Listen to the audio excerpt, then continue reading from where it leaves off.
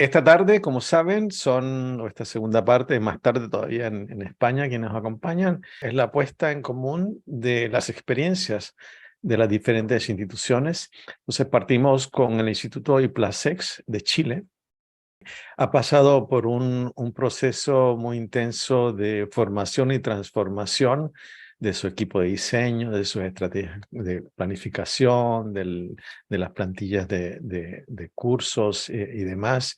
Están a puertas, ya han sometido un curso de certificación y tienen 4 así listos para enviar. No lo enviaron porque yo les pedí que sometieran uno primero, que probaran el agua de la piscina primero y luego lanzaran los otros que están listos en espera. Así que le cedemos la palabra al equipo de IPLASEX con Ignacio, Alicia. Bueno, primero que todo agradecer a Fernando y al equipo por la invitación a participar de este encuentro, el segundo ya a nivel iberoamericano, así que un gusto saludar a todos quienes están presentes de distintas partes de Latinoamérica y del mundo. Agradecer también a la vicepresidenta por sus palabras y contento de saber de que Chile hoy día está incorporando y está entendiendo, digamos, de que QM y toda la batería de buenas prácticas y de estándares y de comunidad, digamos, están ya permeando y se está entendiendo, digamos, se está queriendo, digamos, entender como parte de la calidad del proceso formativo de nuestros estudiantes. Y también contento por ahí. Nosotros venimos como equipo, digamos, me acompaña Alice Sánchez y Lorena Labra. Ellas son analistas instruccionales del equipo de desarrollo académico del Instituto IPLASEX. Nosotros el año pasado, como bien comentaba Fernando, comenzamos un proceso de adopción en torno a los estándares, a la rúbrica básicamente. Y la idea es que nosotros les podamos contar un poco cómo ha sido esta experiencia, qué resultados a la fecha hemos tenido, digamos, y cómo se nos viene también este camino. Contarles ya desde entrada, digamos, quiénes somos nosotros como IPLASEX. Nuestra misión y nuestra visión institucional se reflejan en proveer oportunidades de formación técnico-profesional y de perfeccionamiento a jóvenes y adultos, ¿eh? con 3 características a través de, o una característica, una gran macro característica que tiene que ver con flexibilidad y con estos 3 elementos que la componen. Tiene que ser accesible, pertinente y efectivo. ¿Qué queremos ser? ¿Dónde queremos llegar? Institución referente en educación técnico-profesional flexible en Chile. Esa es nuestra visión, ¿ya? Algunos números, no tenemos la actualización aún, digamos, de lo que ha sido el 2022, pero sí esto refleja una participación importante en el sistema de educación superior. Nosotros llegamos hoy día a tener sobre los 30.000 estudiantes, ¿ya? Algunos datos relevantes también tienen que ver con el nivel de empleabilidad que logran nuestros estudiantes, que es sobre el 92% al primer año de egresados. Por tanto, ya estamos cumpliendo nuestra misión, estamos logrando que nuestros estudiantes, digamos, puedan situarse, digamos, y puedan desarrollarse en el ámbito laboral luego de haber estudiado. Otro de los elementos importantes y el por qué nosotros hoy día, o quisimos transitar hacia este camino, digamos, de adoptar estos estándares, y tiene que ver más que nada con estos focos estratégicos que como institución empezamos a desarrollar ya a contar del año pasado. Estamos transitando hacia ser una institución basada en tecnología. No basta con, obviamente, tener nuestras aulas virtuales y nuestro proceso formativo en línea, sino que también las decisiones se toman en base, digamos, a este tipo de criterios. Con una orientación muy virtual, acá no hemos hecho preguntas. Bueno, lo que estamos llevando al límite, digamos, la pregunta de procesos formativos de competencias, digamos, a lograr en ambientes virtuales, y nos estamos aventurando a tener carreras del tipo construcción, por ejemplo, en formato semipresencial, el técnico en enfermería, también muy importante, digamos, para lo que esta institución representa un fuerte, y ha tenido desde hace muchos años un fuerte crecimiento en el sistema, pero con un foco ya también bien importante y tiene que ver con la experiencia del usuario, con la experiencia del estudiante. Y es por eso que nosotros hemos adoptado y hemos realizado una serie de esfuerzos institucionales, y entre ellos ya comenzar este proceso de adopción. Y para ello entendemos, digamos, de que no solamente somos el equipo de análisis o de desarrollo instruccional quienes se hacen cargo de esta adopción o o de la forma en que se construyen las aulas, sino que si no formamos, si no lo adoptamos a otros niveles, muy probablemente esta experiencia, esta adopción no se logra al 100%. Por eso, quienes participamos como primer grupo, digamos, de entrada en este proceso de consultoría que tuvimos, en este proceso de adopción, fue el equipo de analistas instruccionales claramente, fueron los analistas curriculares que están detrás de todo lo que es la construcción, pero también quienes hoy en día gestionan servicios estudiantiles, están en contacto con ellos y por sobre todo quienes están en contacto con los docentes. Si ellos no se incluían en esta formación, muy probablemente muchas de las mejoras que quisiésemos adoptar, implementar, las mejoras que a Lisa se les va a comentar ahora en unos segundos, esto no hubiese podido ser factible. ¿Ya? Así que quiero dejar esto como un elemento, digamos, de base, porque para nosotros como institución y lograr ese foco estratégico, esto fue fundamental a la hora de poder entrar en este camino con QM. Alicia. Gracias, Ignacio. Bueno, yo creo que uno de los elementos centrales en los cuales nosotros enfocamos el desarrollo de QM y la implementación de los estándares de aula tenía que ver también con integrar a todos los miembros del equipo institucional. Como muy bien nos dijo Fernando muchas veces, desde el rector hacia abajo, la idea es que todos estuviéramos involucrados en QM. Y nosotros como equipo tenemos una característica súper importante, somos súper reflexivos y tendemos a sobreanalizar y analizar ciertas situaciones, lo que, si bien es cierto, algunas veces nos demora en el tiempo, nos da una gran fortaleza. Nosotros, dentro de los principales aprendizajes que pudimos lograr dentro de la capacitación para la adopción de los estándares QM, tuvieron que ver con dos elementos. Un elemento desde la reflexión desde los recursos que utilizamos como analistas instruccionales y como área de desarrollo curricular e instruccional. Primero, la terminología de los estudiantes, cómo eso se fue modificando y cómo nosotros reflexionamos en torno a cómo le presentamos al alumno nuestros retos. Luego tuvo que ver directamente con una actualización de nuestras pautas, de nuestros formatos, de nuestros instructivos. Todo en pro, ¿cierto?, de mejorar y de llegar a esos estándares también de calidad, que si bien es cierto, nosotros como institución también manejamos estándares propios que se ven reflejados en nuestras pautas de evaluación. QM en el fondo nos dio una visión más global, más desde el exterior, una visión más de un estándar más internacional, por decirlo así. Luego de estas reflexiones en torno al proceso, a los formatos y a los instructivos, tuvimos que sí o sí pasar a una transformación de la maqueta. Nosotros teníamos una maqueta, nosotros trabajamos con Moodle, y consideramos que en base a la adopción de estos estándares había que hacer un cambio importante. Y en base a esa transformación también decidimos incorporar algunos nuevos recursos de aulas virtuales que serían importantes también un poco para cubrir algunos estándares QM que tenían que ver con la accesibilidad y la usabilidad de los recursos. Y por último, fortalecimos algunos recursos de aprendizaje que nosotros ya utilizábamos. Por el área del proceso, esto es una reflexión en términos de recursos, una reflexión de los procesos tenía que ver con el fortalecimiento de la asesoría instruccional que nosotros le brindábamos a los docentes, cada una en su respectiva escuela. La importancia de evidenciar la trazabilidad, porque si efectivamente nosotros contábamos con nuestras competencias, unidades de competencia, aprendizaje muy bien direccionados, había que mostrarlos, había que evidenciarlos. Además, reflexionamos en cuanto a cómo nosotros hacíamos diseño instruccional, qué elementos primero, cuáles otros, y eso mismo, en el fondo, dio paso a una construcción colaborativa. Nosotros somos un equipo de diseño instruccional y curricular que trabaja hace muchos años juntos, por lo tanto, las decisiones que siempre hemos tomado las hemos hecho de forma colaborativa.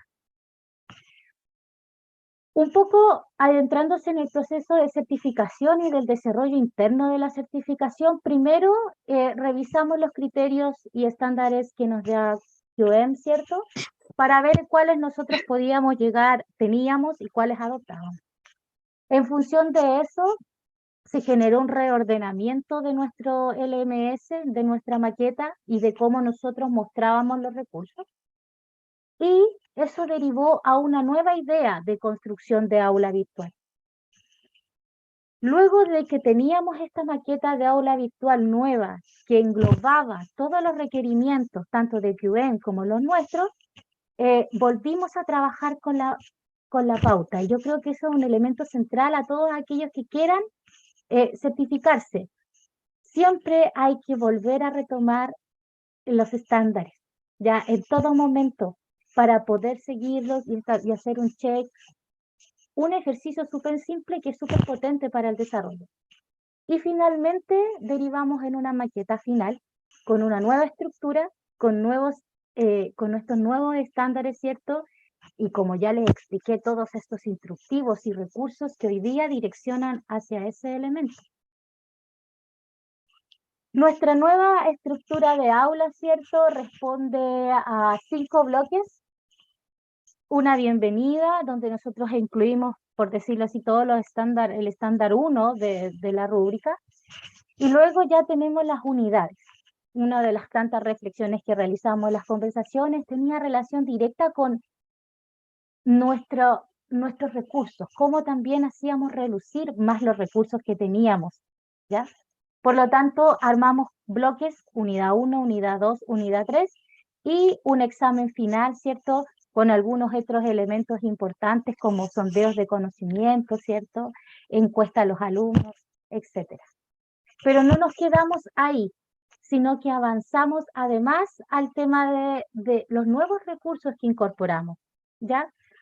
Si bien es cierto, siempre hemos trabajado con material de apunte, etcétera, hoy día contamos con nuevos materiales de lectura interactivos, ya que permiten una mejor usabilidad y una mejor facilidad de lectura del material, y eso también nos lleva a la accesibilidad a la cual hoy día podemos llegar, que es mucho más amplia de la que antes llegábamos. Y por supuesto incluimos los audiolibros, que son un recurso esencial hoy día para nuestras nuevas maquetas, para nuestros nuevos materiales. Hoy día los alumnos no solamente pueden leer el material, sino que pueden visualizarlo en esta interactividad, ¿cierto?, en este recurso interactivo, y además los pueden escuchar, ¿ya? Y Plasex es un instituto que no solamente, que no apunta necesariamente a estudiantes de pregrado, nuestro foco son personas adultas que trabajan. Por lo tanto, nuestra mirada en el proceso de enseñanza va en función de cómo nosotros facilitamos el aprendizaje a esos estudiantes. Y así, a grandes rasgos, un poco para mostrarles ya cómo nos fue quedando esta primera maqueta que nosotros certificamos, ¿cierto? Y que ya estamos esperando los resultados prontamente. Ha sido una experiencia muy buena para todo el equipo, increíblemente enriquecedora. Y en función de eso, les quiero dar la palabra a Lorena Labra, que fue la analista que se encargó del diseño y el desarrollo de esta primera aula. Sí, muchas gracias. Efectivamente, estoy acá porque estuve a cargo del equipo de diseño. Trabajamos 2 diseñadores instruccionales, una diseñadora curricular y, por supuesto, con la profesional experta en el tema de la formulación y evaluación de proyectos sociales. El proceso, tal como decía Alicia, en nuestra organización, en nuestro instituto, trabajamos bastante en forma colaborativa. Sin embargo, a la hora de sentarse a trabajar nuevamente, no se ponía en cuestión aquello. Lo que más fue interesante poner sobre la mesa es dejar de ver los estándares QM en nuestra propia aula. Porque desde la pedagogía, QM recoge lo más central, lo más importante para el logro de un aprendizaje. Por lo tanto, nosotros decíamos, nuestra aula tiene esto, lo tiene aquí, lo tiene allá. Entonces fue como un desaprender y desvincularse del afecto que uno tiene sobre su propio trabajo que ha hecho por tantos años, como lo decía Alicia. Entonces, ese proceso de reflexión nos hacía ser autocríticos y cuestionarnos respecto de qué es lo que tenía que hacer mejor. Y entonces fue interesante la conversación de qué modo pudimos ir enfocando esta mirada general para poder detectar aquellos aspectos que era necesario mejorar. ¿Qué oportunidad tenemos ahora que vamos a deshacer lo que hemos hecho para hacerlo mejor? Y eso fue bien interesante porque nos retrotrajo nuevamente a cuestionarnos el tema básicamente, por un lado, de la interacción en el aspecto tecnológico, con lo cual ya teníamos un elemento que se estaba desarrollando que fue el que comandó Alicia, y todo el área, digamos, de tecnología con los nuevos elementos más de interactividad, y cómo nosotros íbamos a construir al uso de ellos, considerando la interacción, no ahora solamente desde el docente hacia el estudiante, sino que también entre los estudiantes. Y eso fue lo que nos fue orientando para diseñar las actividades semana a semana, por cada unidad, y por supuesto siempre, como también lo mencionaba ella, teniendo de fondo los 8 estándares, y cada uno de los aspectos que ellos van mencionando. Con respecto al trabajo con la docente disciplinar, la trazabilidad se consiguió, por supuesto, porque, bueno, es necesario, ¿cierto?, que haya coherencia desde una unidad de competencia, que es como trabajamos nosotros, hasta el aprendizaje esperado, la actividad, la evaluación.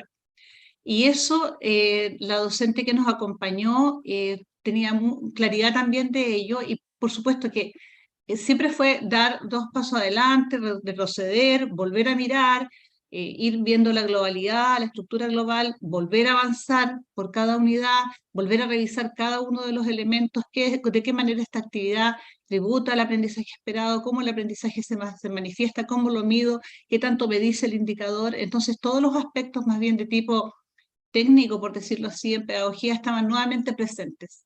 Y eso, por supuesto que fue enriqueciendo, como ya lo decía Alicia, habíamos incorporado un nuevo lenguaje, que fue la primera, digamos, la primera tarea que tuvimos que hacer cuando Fernando nos hizo el curso, es reconocer nuestro lenguaje e incorporar elementos nuevos. El principal desafío que nos vimos enfrentados para preparar la asignatura en relación ya digamos, cercana a la meta de entrar en la certificación, fue cómo lo disciplinar calzaba en esta nueva aula con todos aquellos aspectos que no eran propiamente de la disciplina.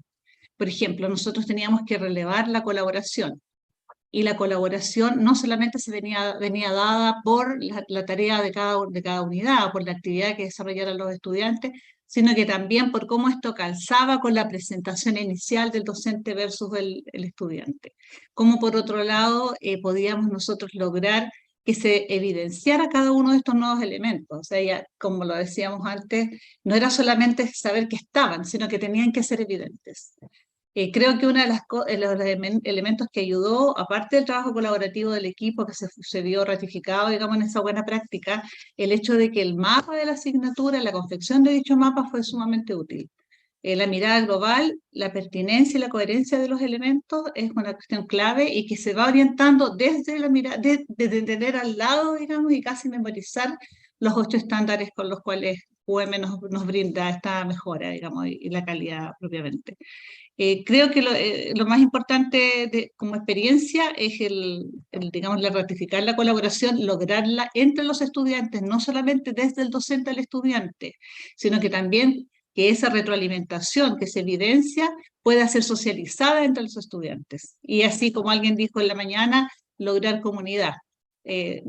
Toda disciplina debe permitir aquello, digamos, y en esta oportunidad nos parecía que formulación y evaluación de proyectos sociales, de intervención para un trabajador social, sí, efectivamente se prestaba con cierta facilidad, digámoslo así.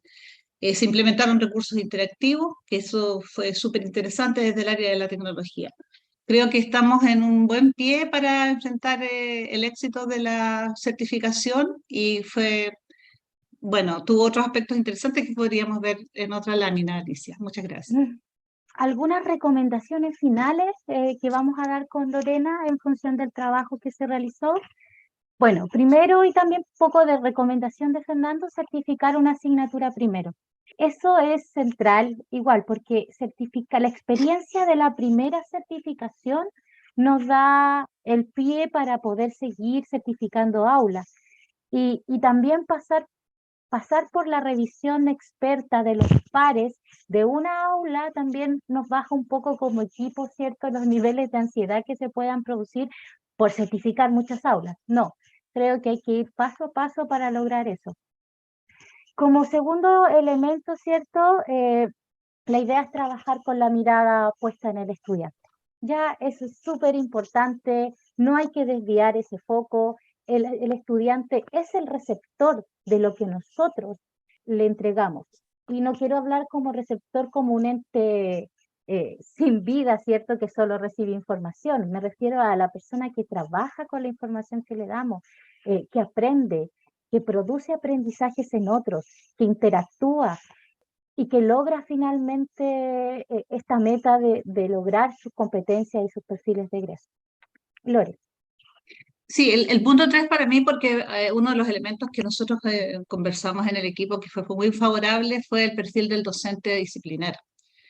Fue, como lo pusimos ahí, interno, es decir, un profesional que conocía el modelo, que conocía el perfil del estudiante y que tenía no solo la disponibilidad de trabajo, sino que además el compromiso y el sentirse absolutamente involucrado en la tarea. Eso nos permitía trabajar más veces en la semana, casi en una última etapa le decíamos de llamada, es decir, si nosotros nos reuníamos un día X y podíamos tener alguna consulta, lo llamábamos y la profesora inmediatamente acudía. Entonces, el nivel de compromiso que tiene que tener ese profesional es favorable, digamos, para poder desarrollar todo el plan de trabajo. Luego, bueno, ya lo había mencionado antes, la importancia de tener siempre a la vista los estándares y también contárselos a la profesora o al profesor para que él pudiera también preocuparse de la materialización de ellos en las actividades que fuéramos evidenciando. Eso, Alicia. Sí, y la última y no menor es el acompañamiento docente a aquellos que implementan estas aulas. Nosotros, en nuestra institución, no necesariamente el profe que diseña es el que implementa, por lo tanto, el equipo de acompañamiento docente al momento de la dictación de la asignatura es fundamental para nosotros y tiene que haber esta figura para que acompañe a los profes en la transformación que nosotros también vivimos. Nosotros teníamos un esquema de aula, una forma, tenemos profes que trabajan con nosotros hace mucho tiempo. Cambiar todo lo que significa la estructura y un poco el paradigma que teníamos en cuanto a cómo llevamos trabajando, para ello es fundamental el acompañamiento que se puede hacer hacia los docentes. Muchas gracias. Algo que ya mencionaron, así de pasada, aparte de los cambios de paradigma y demás, a lo que sí sé, me gustaría que relataran un poco, el par de minutos que les quedan, el cambio que implicó ustedes empezar a adoptar dentro de sus recursos este mapa de curso que me hizo referencia Lorena, que es algo aparentemente simple e inofensivo, pero que le da vuelta a casi todo. Entonces, si podrían comentar sobre esa experiencia de adopción o empezar a ver a través de eso y no a través de la práctica que ya traían. Yo diría, Fernando, que de qué manera enriquece el mapa es la mirada total, es digamos, el salirnos del esquema, digamos, nosotros somos una institución que promueve la flexibilidad. Creo que el mapa permite aquello, porque le da mucho más movimiento desde el momento del diseño a la asignatura.